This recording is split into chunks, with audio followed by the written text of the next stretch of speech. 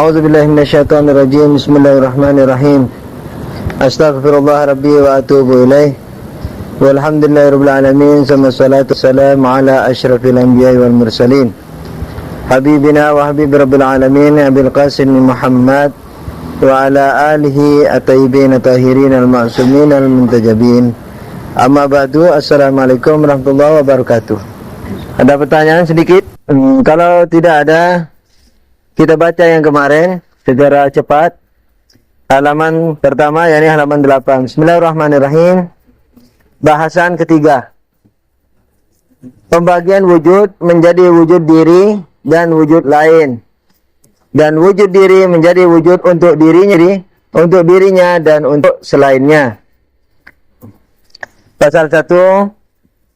Sebagian keberadaan memiliki jati diri yang jelas seperti pintar, joko, tinggi, dan lain-lain.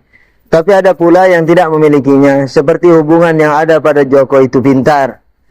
Kalau joko dan pintar itu dipisah atau tidak dihubungkan, maka keduanya tidak terkait menjadi satu makna.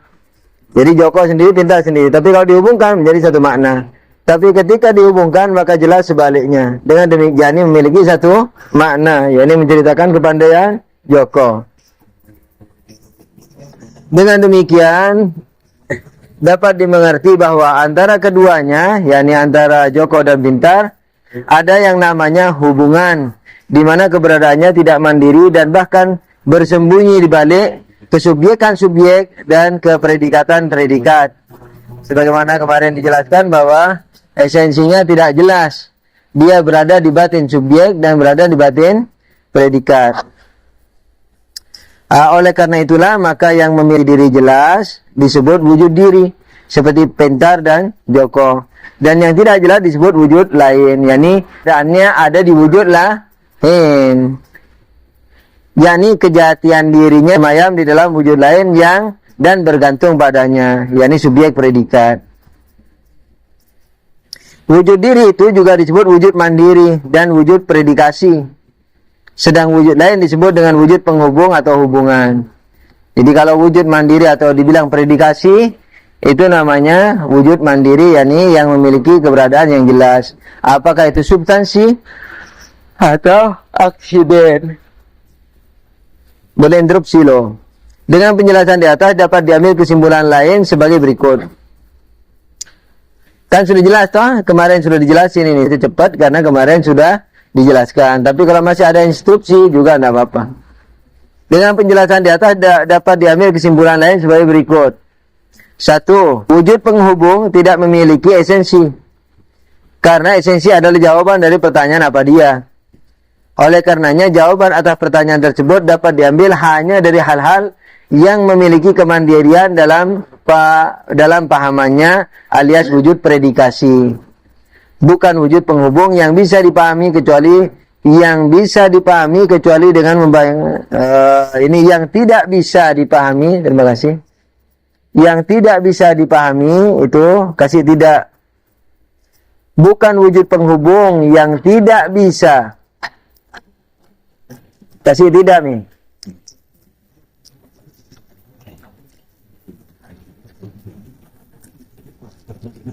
Bukan wujud penghubung apa yang tidak bisa dipahami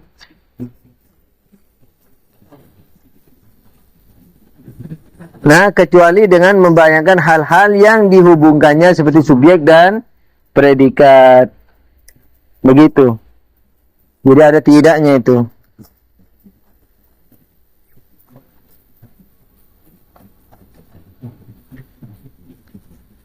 Jelas ya? Ketemu ya? Yang tidak bisa dikasih tidak, yang tidak. Nomor 1 baris keberapa?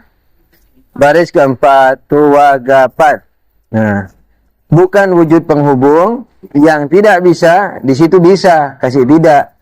Yang tidak bisa dipahami kecuali dengan membayangkan hal-hal yang dihubungkannya seperti subjek dan predikat. 2. Yakni dia tidak memiliki esensi, jadi tidak bisa dijawabkan kepada atau terhadap pertanyaan apa dia. Ingat, pertanyaan apa dia ini ada dibahas di mana? Di logika 1, jangan lupa. Dua, keberadaan wujud penghubung dalam subjek dan predikat melazimkan sejenis penyatuan dengan keduanya karena ketidakbisaannya memisahkan diri. Jadi semacam menyatu. Jadi ingat loh ya, menyatu ini bukan hanya dalam eksistensi, bahkan menyatunya ini dalam akal. Kalau menyatu dalam eksistensi, akal masih bisa memisah itu. Misalnya H2O kan saling menyatu sehingga jadi air. Tapi akal bisa memisah. Ada A, ada H, ada O. Ada hidrogen, ada oksigen. Bisa di akal. Jasmani dan rohani menyatu sekali. Satu. Nah, tapi bisa dipilah. Tapi yang namanya hubungan ini susah dipilah dari subjek dan predikat. Jadi menyelam dalam itu. Jadi tidak jelas. Keberadaannya tidak jelas. Yani dibayangkannya pun tidak jelas begitu. Kalau H2O menyatu tapi dibayangkan bisa jelas. Rohani dan jasmani bisa dibayangkan dengan jelas. Subjek dan predikat atau substansi dan aksiden, Pintar dan Joko menyatu sekali itu, tapi bisa dibayangkan dengan jelas. Tapi keesensian daripada hubungan ini tidak jelas. Tapi terasa karena tak mungkin tanpa hubungan. Joko itu pandai memiliki satu makna, tanpa hubungan tak mungkin. Beda antara Joko sendiri, pintar sendiri, dengan Joko itu pandai, Joko itu pintar. Tiga, wujud penghubung ini hanya ada dalam jawaban atas pertanyaan apa ganda. Nah, wujud penghubung ini hanya ada dalam jawaban atas pertanyaan apa ganda, bukan apa sederhana. Yakni yang menanyakan apakah sesuatu tersifati atau terpredikasi atau terpredikati dengan sesuatu yang lain. Nah, itu namanya apa ganda. Ini apakah sesuatu tersifati atau terpredikat, misalnya apakah sesuatu tersifati dengan sesuatu yang lain, nah itu apa ganda. Tapi kalau menanyakan apakah dia ada, nah itu bisa dikatakan apa? Itu apa? Sederhana. Apa sederhana yang menanyakan keberadaannya. Apa ganda yang akan kesempurnaan atau tersifatinya suatu keberadaan. Understand? Wujud penghubung ini hanya ada dalam jawaban atas pertanyaan apa ganda, bukan apa sederhana. Yakni yang menanyakan apakah sesuatu tersifati atau terpredikati dengan sesuatu yang lain. Nah, bukan menanyakan apakah ia ada. Karena tidaklah bermakna pernyataan yang menyatakan bahwa penghubung itu ada di antara manusia itu ada. Yakni karena tidaklah bermakna peraan yang menyatakan bahwa penghubung itu ada di antara manusia itu ada. Tidak ada maknanya. Hubungan itu ada, misalnya hubungan, apakah ada hubungan antara manusia itu ada? Nah, itu tidak bermakna. Kenapa? Kemarin udah dijelasin bahwa ada sebagai predikat terhadap manusia itu ada, itu diambil dari mana? Dari manusia itu sendiri. Jadi kalau dikatakan apakah manusia itu ada, kemudian kita katakan bahwa apakah manusia itu ada? Dalam pernyataan bahwa manusia itu ada itu apa? Apa ganda kan? Apa sederhana. Nah, kalau kita katakan dalam jawaban apa sederhana ini juga ada hubungan. Katakan bahwa dalam pernyataan manusia itu ada hubungannya antara manusia dan ada. Nah, itu melazimkan beberapa hal yang mustahil. Awalan, kalau ada hubungan antara manusia dan ada, berarti antara. Nah, kalau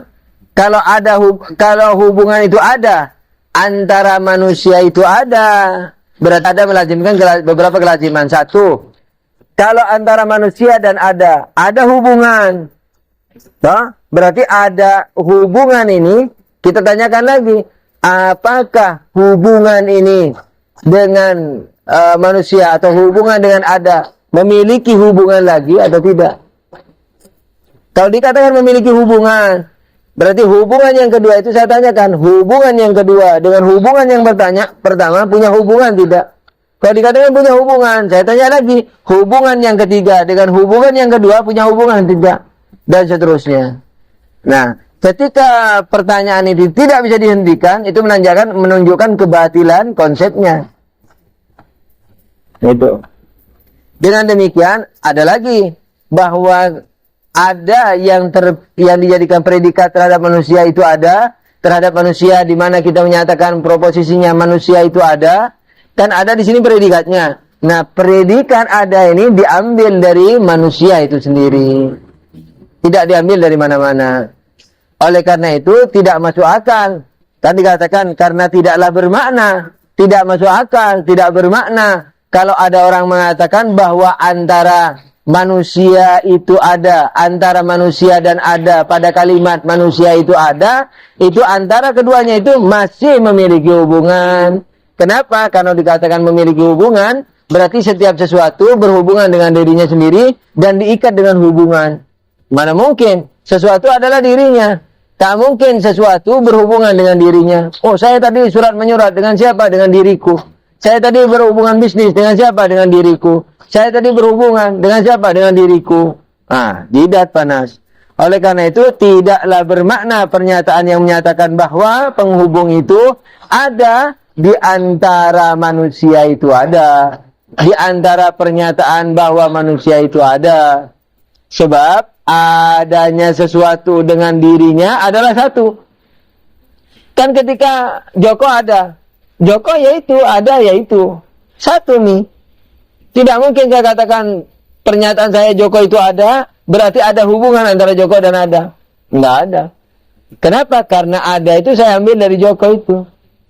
Tidak lucu kalau saya katakan Joko berhubungan dengan Joko.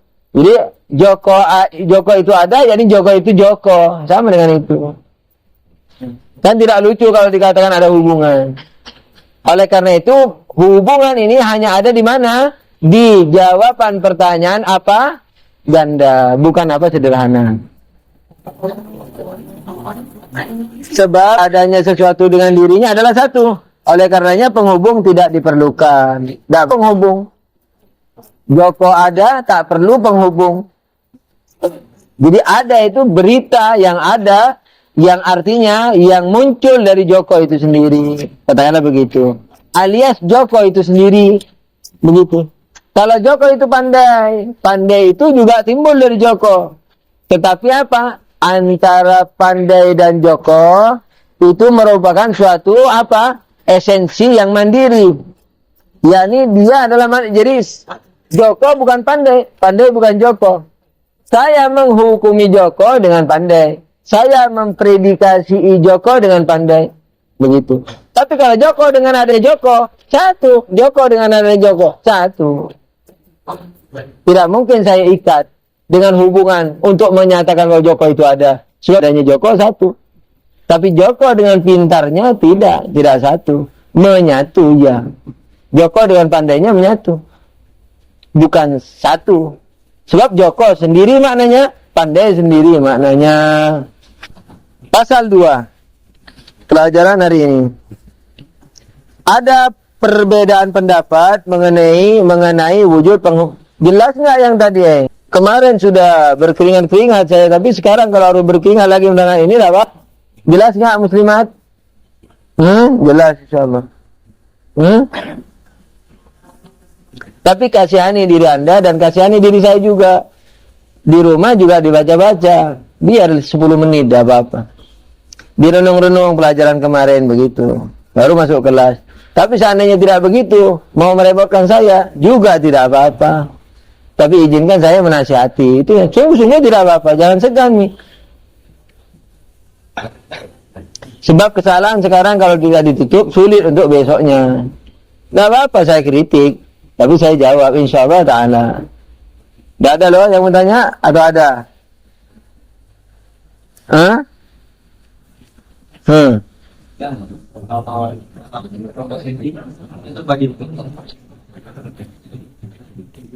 Kenyataan manusia itu ada, itu mempunyai hubungan hukum. Hukum itu apa sih? Hah? Ketetapan. Ya ini bukan 5 tahun penjara atau haram atau halal.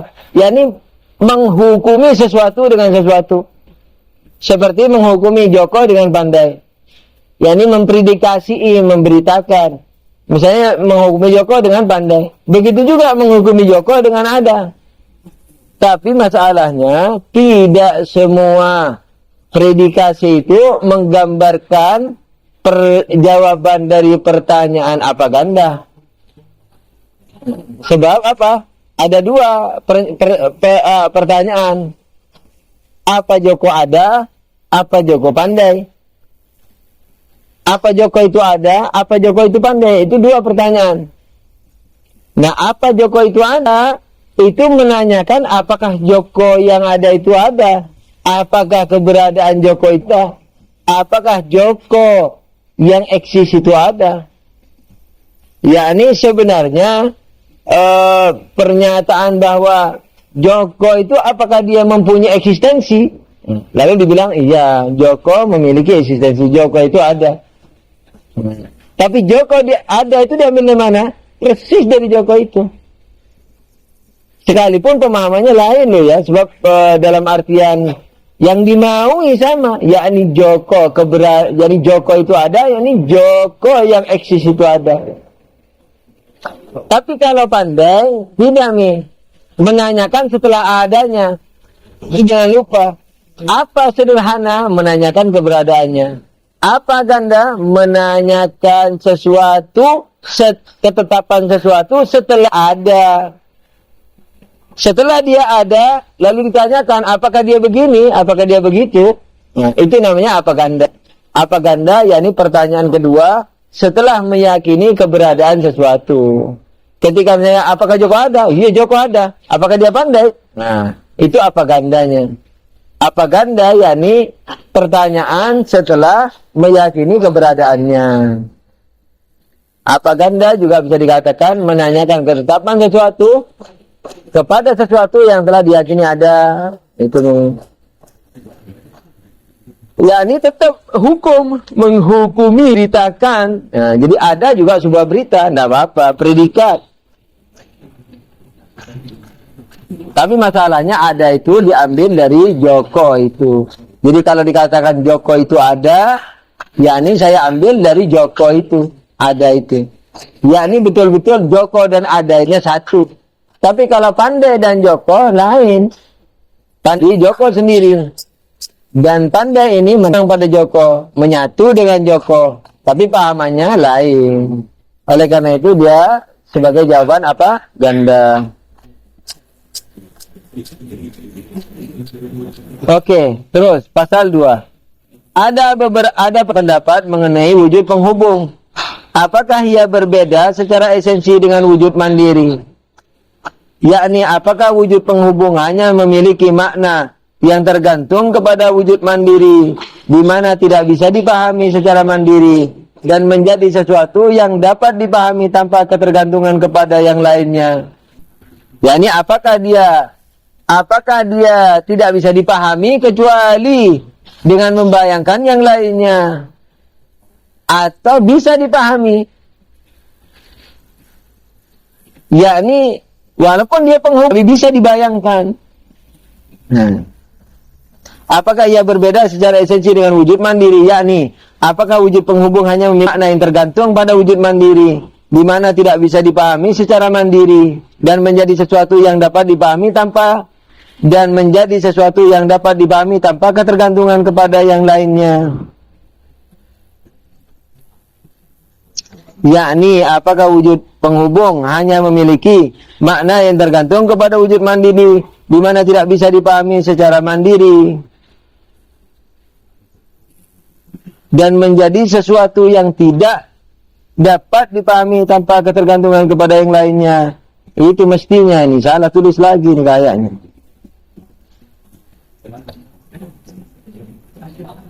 Yakni apakah wujud penghubung hanya memiliki makna yang kepada wujud mandiri, di mana tidak bisa dipahami secara mandiri dan menjadi sesuatu yang tidak dapat dipahami tanpa ketergantungan kepada yang lainnya. Begitu kayaknya.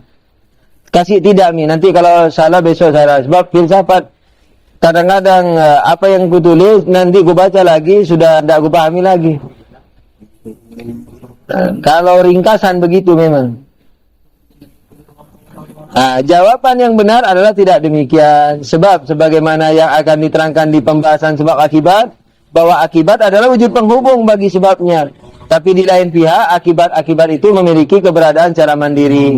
Sebab mereka ada yang substansi dan ada pula yang aksiden. Sementara substansi, nanti saya jelaskan. Sementara substansi dan aksiden adalah wujud-wujud predikasi dan mandiri, sekalipun mereka juga dikatakan sebagai wujud-wujud penghubung manakala dilihat dari ketergantungan mereka kepada sebab-sebab mereka.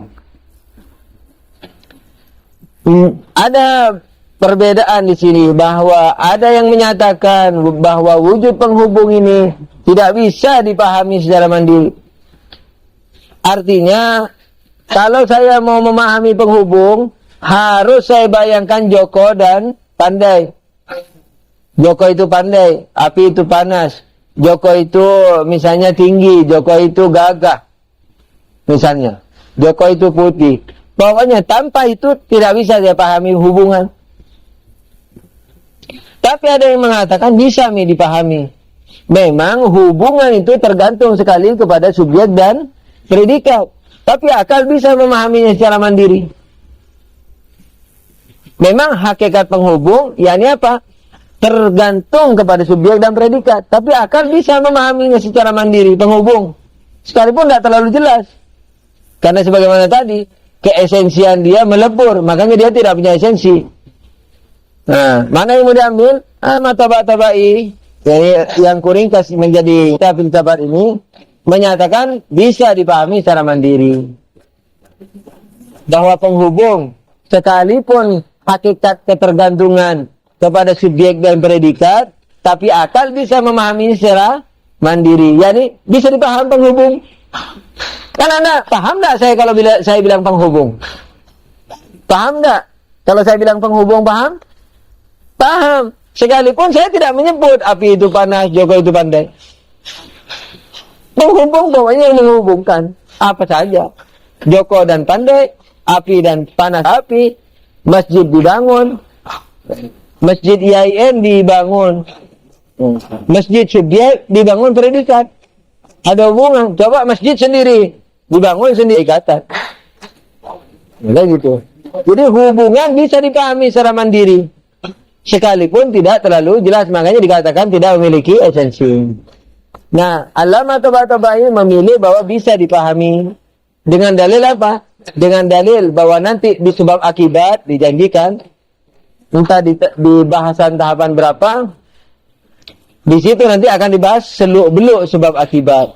Di sana nanti dibuktikan bahwa akibat itu sebenarnya bukan keberadaan mandiri, tak lain dia adalah hubungan terhadap sebabnya. Nanti akan dijelaskan di sana. Kan ada sebab, ada akibat, kan begitu? Antara sebab dan akibat ada ikatan. Apa ikatannya? Hubungan itu. Jadi ikatan sebab akibat itu. Nah, nanti di sana akan dibahas juga bahwa apa sih hubungan antara sebab dan akibat?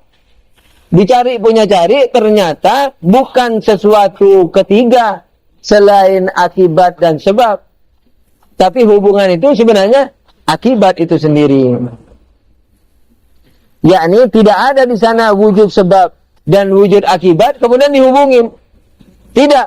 Yang menghubungkan akibat dengan sebab, akibat itu sendiri. Keakibatan akibat itulah hubungan dia dengan sebabnya. Nanti nih akan dibuktikan lebih jauh lagi, itu gambarannya. Dengan demikian maka akibat bukan keberadaan mandiri. Mana bisa tembok ini mandiri dari semen yang telah jadi tembok ini? Bisa? Nggak bisa nih. Jadi akibat ini dengan akibat yang tembok ini sebabnya mana? Semen, bata dan seterusnya. Pasir. Nah. Bisakah tembok ini mandiri? Nggak bisa. Jadi bukan di sana ada pasir dan semen, kemudian di sini ada tembok. Nggak ada. Tembok itu adalah hikayat daripada ketergantungan itu sendiri. Yakni tembok, yakni pasir. Tembok, yakni semen. Maka kan tidak ada lawannya semen. Semen dan tembok dan pasir dilawan. Semen, pasir dan bata dilawan sama tembok. Kemudian karena berlawanan, yang satu sebab, yang satu akibat. Enggak ada nih, satu. Ya, ini tembok ini jelmaan daripada semen, pasir dan bata misalnya. Nanti akan dirinci lagi. Oleh karena itu, akibat itu bukan lain kecuali jelmaan sebab. Jadi tidak ada yang namanya akibat kemudian diikat dengan suatu ikatan. Terus apa dong? Ikatannya apa? Ya akibat itulah ikatannya. Bukan akibat kemudian disifati dengan diikat, tapi akibat itulah ikatan. Dengan demikian maka tidak mungkin yang namanya akibat ini sedetik pun mandiri dari sebabnya.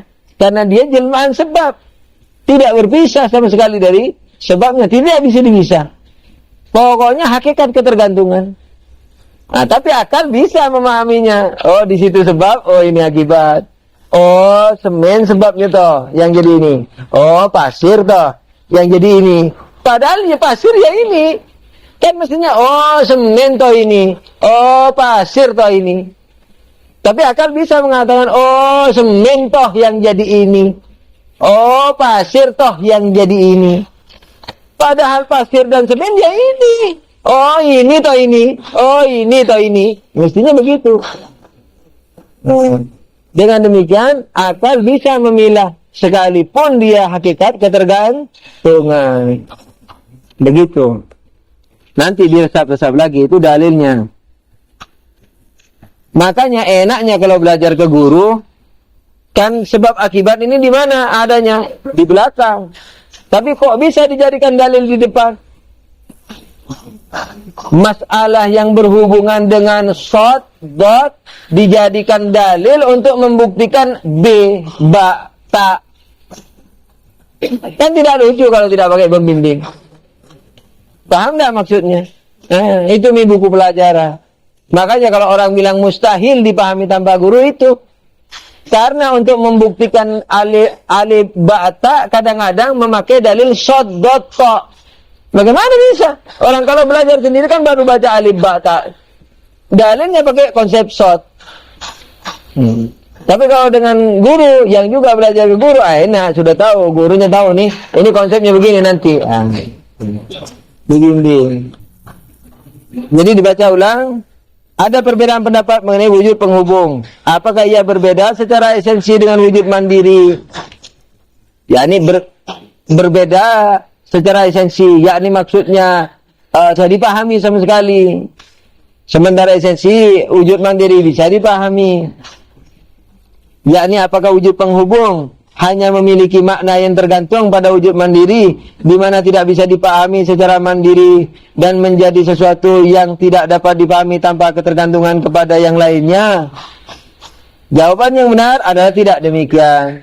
Sebab sebagaimana yang akan diterangkan di pembahasan sebab akibat, bahwa akibat adalah wujud penghubung bagi sebabnya. Jadi tidak ada tiga unsur, bukan tiga unsur. Di sana ada sebab, di sini ada akibat. Kemudian di antara keduanya ada penghubung. Enggak.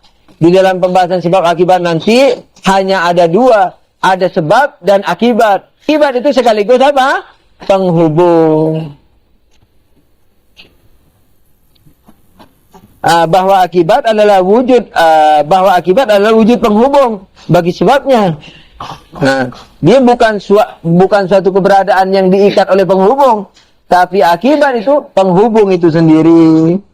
Tapi di lain pihak, akibat-akibat itu memiliki keberadaan secara mandiri. Di lain pihak, sebab mereka ada yang substansi, ada yang aksiden. Apa substansi? Kalau ditemui di luar tidak dengan partner. Apa aksiden? Sebaliknya. Jadi memiliki keberadaan mandiri.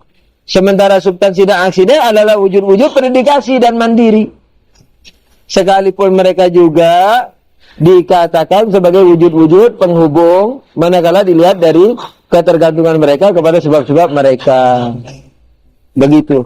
Yakni sebab akibat itu yakni akibat-akibat itu dari satu sisi adalah hakikat ketergantungan dan penghubung. Tapi dari satu sisi, karena mereka bisa dibagi menjadi substansi dan aksiden, dan substansi aksiden adalah suatu esensi yang mandiri. Begitu. Adalah suatu yang mandiri, yakni bisa dibayangkan secara mandiri. Tapi sebenarnya pandangan selainnya mungkin juga kuat, yang menyatakan tidak demikian. Dia tidak bisa dipahami penghubung ini kecuali dengan keterikatannya dengan predikat dan subjek. Kenapa? Karena tadi sudah dinyatakan di atas bahwa penghubung ini tidak memiliki esensi. Nah, ketika tidak memiliki esensi, tidak memiliki kemandirian. Oke, yang namanya akibat, memang dia ketergantungan, tapi dia memiliki esensi. Makanya ada yang substansi, ada yang aksiden. Kemudian abagi menjadi 9. Oleh karena itu ada 10 esensi. Insya Allah nanti ada pembahasan 10 esensi. Nah, terserah mau di mana yang mau diambil. Jadi apakah Anda mau mengikuti alam atau tabai? Kemudian ataukah mengikuti lawannya yang mengatakan misalnya tidak bisa dipahami. Dengan dalil apa? Dengan dalil bukan hanya bahwa dia adalah hubungan, tapi ditambah dalilnya dengan ucapan beliau sendiri di atas yang menyatakan apa? Bahwa hubungan itu tidak memiliki esensi. Ketika tidak memiliki esensi, maka dia tidak memiliki kemandirian. Yakni sekalipun kemandirian pahaman. Makanya ketika kamu dikatakan penghubung, apa? Penghubung antara apa? Tidak bisa. Tapi kalau substansi, apa substansi? Keberadaan yang tidak ada partner. Aksiden. Keberadaan yang dengan partner. Gampang. Tapi hubungan antara apa? Tidak bisa dipahami. Tanpa dijelaskan hubungan antara apa. Nah, begitu. Jadi tadi juga sudah dijelaskan bahwa dia tidak memiliki esensi. Begitu. Ada pertanyaan? Pembagian wujud diri. Saya kebut sedikit. Kalau tidak paham tanya loh. Pembagian wujud diri menjadi wujud untuk dirinya dan wujud untuk selainnya. Kalau tadi pikiran wujud kepada wujud diri dan wujud lain, yakni keberadaannya di lain. Sampai dikatakan esensinya tidak ada. Karena dia hakikat peleburan. Hakikat peleburan dimandirikan tidak bisa. Nah itu. Jadi kayaknya kuat juga lawannya itu. Begitu. Dimandirikan tidak bisa, di otak itu tidak bisa. Mesti hubungan terkait dengan apa yang mau dihubungkan. Tapi kalau substansi bisa dibayangkan, tidak apa-apa, aksiden. Keberadaan yang dengan partner. Substansi keberadaan tidak pakai partner. Gitu, gampang. Anyway. Nah kalau tadi ada wujud lain, yakni keberadaan yang ada dalam esensi lain. Kalau sekarang wujud untuk lainnya. Wujud diri. Wujud untuk dirinya. Ya ini substansi itu. Ya kita baca dulu. Maksud dari wujud untuk selainnya adalah bahwa wujud yang tadinya adalah wujud diri, yakni yang artinya adalah dengan esensinya menolak ketiadaannya, dalam pada itu ia juga menolak ketiadaan lain. Itu yang dimaksud wujud untuk selainnya. Seperti aksiden, pintar. Pintar, ketika dibilang pintar, awalan yang ditiadakan apa? Bodoh. Sorry. Yang yakni ketiadaan pintar. Begitu. Ya benar, Min. Bodoh juga, enggak apa-apa. Yakni ketika dibilang pintar, berarti dia menceritakan keberadaan dirinya, yakni pintar itu. Berarti yang ditolak siapa? Bodoh. Atau tidak pintar. Itu demi. Ketika dibilang pintar, hilang bodoh. Nah begitu. Tapi dia tidak cukup di situ. Dia juga bukan hanya mengusir bodoh dari dirinya, tapi mengusir bodoh dari sesuatu yang lain. Manakala dibilang bahwa Joko itu pintar. Jadi pintar itu bukan hanya mengusir kebodohan pada diri pintar, tapi pintar juga mengusir kebodohan pada diri Joko. Ketika dibilang Joko itu pintar. Ini yang disebut wujud untuk selainnya. Jadi selain meniadakan lawan dirinya, meniadakan lawannya itu pada subjek-subjek yang dia predikasi, yang dia aksideni. Nah, begitu. Ada 5 itu tidak ada, pokoknya dipaham. Maksud dari wujud untuk selainnya adalah bahwa wujud yang tadinya adalah wujud diri, yakni menolak ketiadaan dirinya, yakni yang artinya adalah dengan esensinya menolak ketiadaannya. Dalam pada itu, ia juga menolak ketiadaan lain. Seperti esensi ilmu dan kuasa. Esensi keduanya menolak ketiadaan dirinya. Ketika dibilang ilmu, hilang bodoh. Hilang pada siapa? Tidak ada, hilang pada dirinya. Ketika dirinya, yakni bodoh, pintar itu, ilmu itu. Jadi ilmu itu mengusir, seperti begini nah, cahaya, mengusir gelap tidak? Mengusir gelap. Tapi kalau cahaya itu dibawa ke masjid, tadinya masjidnya gelap, masjidnya bercahaya. Jadi cahaya, di samping dirinya mengusir gelap dari dirinya, cahaya juga mengusir gelap dari masjid. Begitu. Begitu mirip seperti itu. Paham tidak? Seperti esensi ilmu dan kuasa. Esensi keduanya menolak ketiadaan diri mereka. Ilmu bukan bodoh. Peduli amat siapa yang mau berilmu, siapa yang mau diusir bodoh itu oleh ilmu ini nanti. Oh, ternyata Jokowi yang berilmu. Ya berarti di samping ilmu itu mengusir bodoh dari dirinya, mengusir bodoh dari Joko yang ia hinggapi.